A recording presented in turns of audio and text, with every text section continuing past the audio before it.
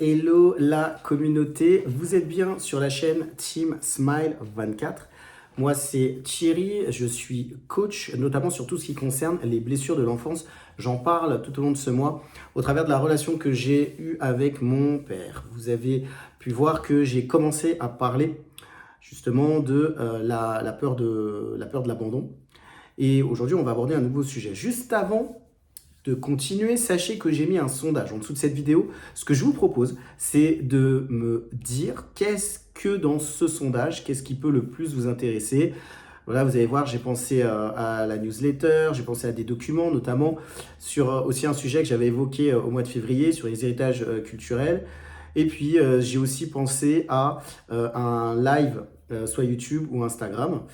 Euh, voilà, il y a quelques idées que j'ai évoquées. Peut-être que vous en avez d'autres. Si c'est le cas, pensez à le mettre directement dans le sondage. Alors, aujourd'hui, je dirais plutôt nouvelle blessure, puisque c'est sur cela notamment que j'insiste au travers de ce mois de mars. Je vais parler de la blessure de la trahison. Alors, c'est effectivement un mot qu'on pourrait dire assez fort, mais c'est un petit peu comme ça, enfin c'est vraiment comme ça que je l'ai ressenti vis-à-vis de mon père. Et peut-être que, comme d'habitude, vous avez aussi vécu, vous, la même chose, ou vous avez eu des situations semblables. Alors, dans mon cas, je vous avais évoqué le fait que j'attendais normalement, que lorsque j'étais plus jeune, un cadeau, en tout cas quelque chose que devait m'offrir mon père. Et finalement, c'est arrivé très très très longtemps après.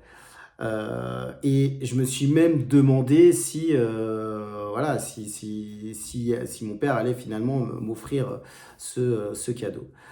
Et en fait, la façon dont je l'ai vécu, c'est pour vous dire que je pense que ça peut vous arriver aussi. C'est-à-dire que vous attendez à recevoir quelque chose, un cadeau, qu'on vous a promis, et finalement, cette chose n'arrive pas. Moi, dans mon cas, j'ai dû redemander derrière, j'ai dû dire à mon père, bah voilà, voilà, tu m'avais dit que tu allais m'offrir telle chose, c'est pas arrivé. Et dans ma tête, je me suis dit, bon, bah finalement, bah, il m'offrira jamais. Et c'est moi qui ai dû lui redemander pour qu'il puisse m'offrir quelque chose qu'il m'avait promis. Et c'est en cela que je peux dire que oui, il y a une trahison parce qu'on s'attend à quelque chose et puis finalement on l'a pas. Et en fait, c'est arrivé dans cette situation-là, mais il y a eu aussi d'autres situations où je me suis attendu à des choses qui ne sont pas arrivées. Et au fond de mon cœur, je me disais, mais est-ce que je peux compter sur ce qu'il me dit? Puisque des fois, ça n'arrive pas. Puisque des fois, c'est moi qui reviens vers lui pour leur demander si il va vraiment me donner ce qu'il m'a promis. Alors, peut-être que ça vous est arrivé vous aussi d'avoir ces situations où voilà, on vous promettait des choses, en tout cas votre père vous a promis des choses et que c'est pas arrivé. Et en fait, moi, ça avait développé surtout en moi un sentiment de vouloir tout contrôler. C'est-à-dire que à partir du moment où ça m'était arrivé, au, au- au- dans certains cas et dans certains domaines de ma vie, j'avais besoin de tout contrôler. J'avais besoin de savoir que tout se passait de façon carrée, tout était bien fait et que il n'y ait pas d'imprévu. En fait, ça a vraiment développé en moi ça. Parce que je ne voulais pas qu'il y ait de choses où je n'ai pas de contrôle. Et en tout cas, en partant de ma situation à moi, je me rends compte que quand vous avez eu des personnes de votre famille, peut-être de votre entourage, bon moi ça a été mon père, mais euh, qui, non, qui n'assurent pas,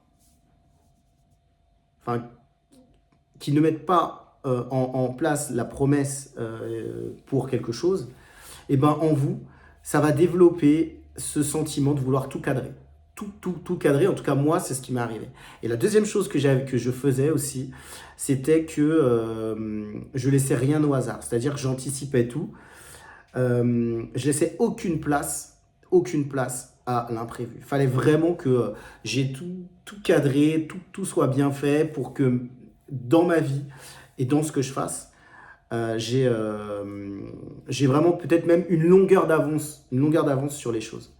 Et ça, je pense que ça arrive pour les personnes qui ont été blessées, qui ont été trahies et qui ne veulent plus que ça arrive. Elles se disent, moi, il faut que dans tout ce que je fasse, ça soit bien cadré, ça soit bien fait. Parce que je ne veux pas qu'il y ait d'imprévu. Et je pense que ça peut être une des conséquences. Ça peut être une des conséquences, justement, des personnes qui ont vécu une trahison de ce type. Car moi, ça a été mon cas. Et je pense que pendant un certain nombre d'années, j'ai dû aussi travailler là-dessus. Si vous-même, ça a été le cas, si vous aussi, vous avez vécu ce type de ce que j'ai évoqué aujourd'hui,